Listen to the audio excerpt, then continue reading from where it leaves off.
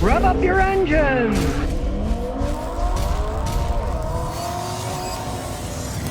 Well, don't say I didn't warn you. What? Jobs are in doubt as Ford and GM change plans for massive Michigan EV batteries. They say, we're going to make all these batteries. The government's giving us money. Well, they're really scaling that down now, right? If nobody's buying the cars, there's no point in making batteries. There's no point in making 10 million batteries when people aren't buying 10 million electric cars, right? One of their plants in Oakland County was supposed to be a $4 billion do-over to make electric vehicles. Well, now they're saying, wait until 2025, and who knows if that's ever going to happen, right? Ford has shut down one or two production lines in their Dearborn, Michigan factory that builds F-150 Lightning electric pickup truck. They can build it, but will they buy them? And it's showing that most Americans will not buy electric vehicles, especially electric pickups, because that's a very specialty market, right? And almost all the needs the big pickup truck guys want aren't served by electric pickup trucks. That's just the way that it goes, right? Maybe you can sell little cars and stuff, get people in the inner city and stuff, but people with pickups, they want dependability, reliability, they don't want range anxiety. They're not buying these stupid electric pickups. It doesn't fit. Just like Budweiser when they did that advertisement with that crazy guy, and then they got all this feedback saying, we don't go for this transgender stuff. We don't go for this, right?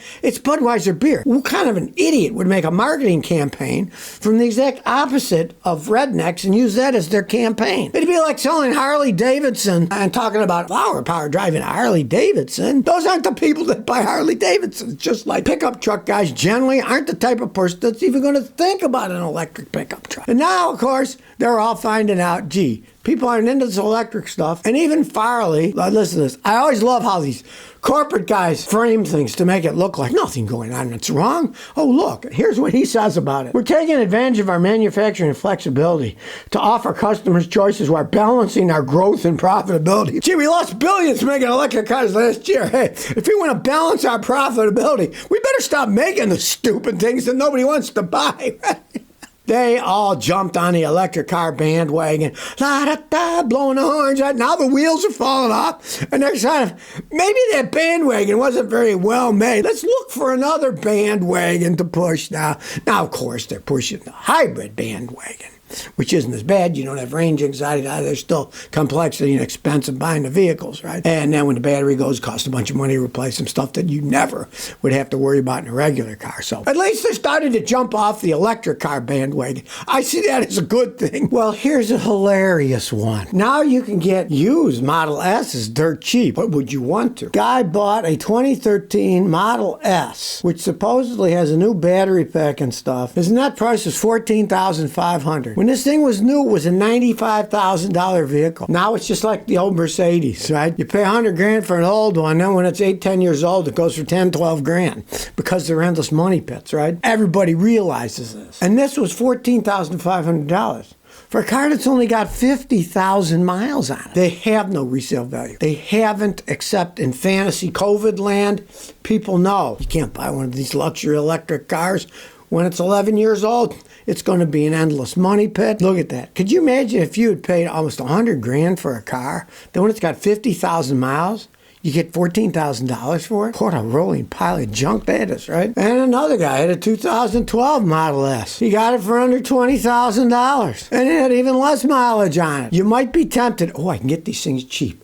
Just like ages ago, I'd always warn my customers, do not go buy 11-year-old Mercedes. It's a money pit. And they're like, but it's only $14,000. And the new one was $120,000. I said, yeah, there's a reason behind that. And if they did buy them, they found out really soon I was right. And they should have never bought the stupid thing in the first place, right? Learn from the past so history doesn't repeat itself. Well, they'll try anything to sell electric vehicles. Now GM is hoping that a clutch pedal will make car enthusiasts buy an electric vehicle. They want to set it up so they got one with a clutch pedal so they can have more input. Now, it only makes sense. One of the big problems with electric cars is their range. If you had big electric motor, 8-speed transmission, automatic or standard, then you got all those 8 gears to go through. So when you're going 75, 80 miles an hour, instead of having an electric motor spinning real fast, full speed, you could have a transmission and make it spin slower. And guess what? Then it won't be spinning as fast and it will be more efficient. That's the name of the game.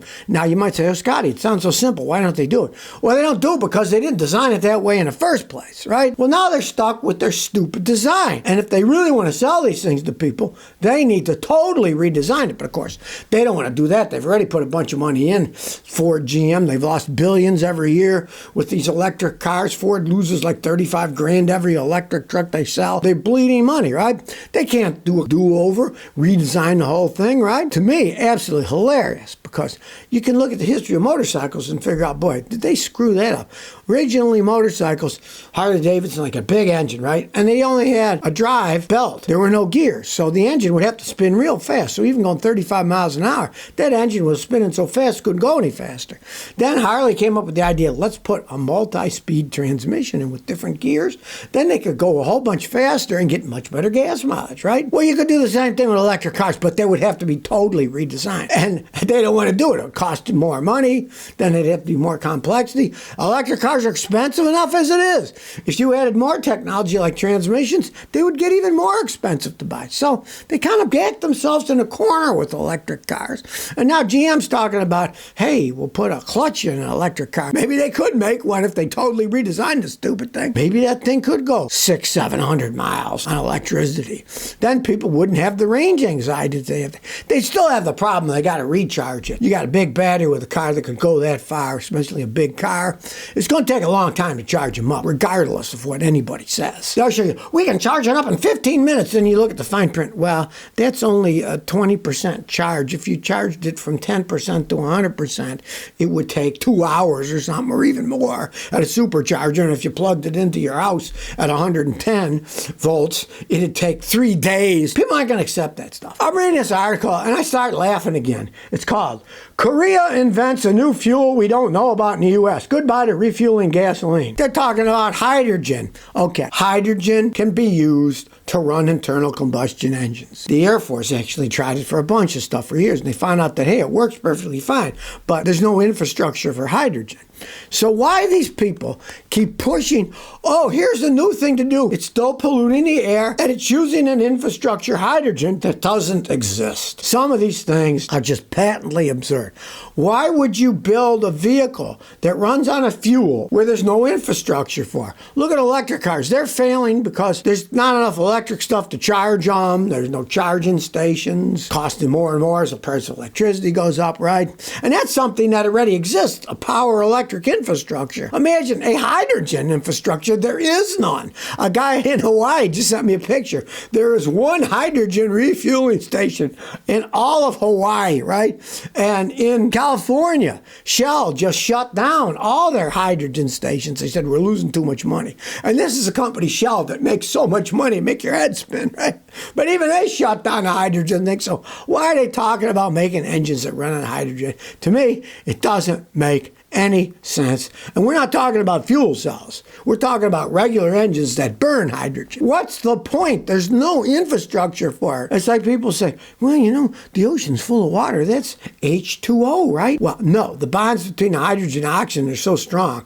To break that bond requires more energy than you ever get burning hydrogen. So it's a net loss process where you're just wasting energy there. I don't know why they keep wasting time on this stuff. So, oh, yeah, look, we got a new motor. It doesn't use gasoline. It uses hydrogen. There's no infrastructure for it. And are you going to waste even more energy making the hydrogen than you get burning it in a car? It makes no sense. Well, you think it's bad getting flat tires. Of course it is. And lately in Tennessee, we're getting a bunch of them because it's booming like mad. They're building houses, and all these stupid screws from building houses and nails are getting in the tires of our cars. My son's new Tundra, one of the new tires got a screw screwed into it, right? Well, here's a new thing to worry about. Dun, dun, dun, dun. Vapors. People who vape.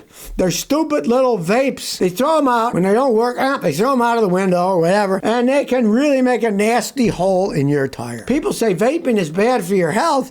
It's also bad for your car's health, and of course, indirectly, your health. If you go down the road, you hit when you get a flat tire and get in a wreck or something. Considering that a lot of cars today don't even come with spare tires.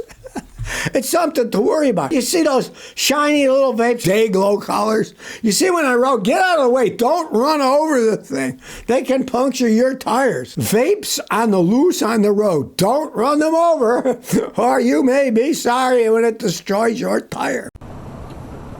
So if you never want to miss another one of my new car repair videos, remember to ring that bell.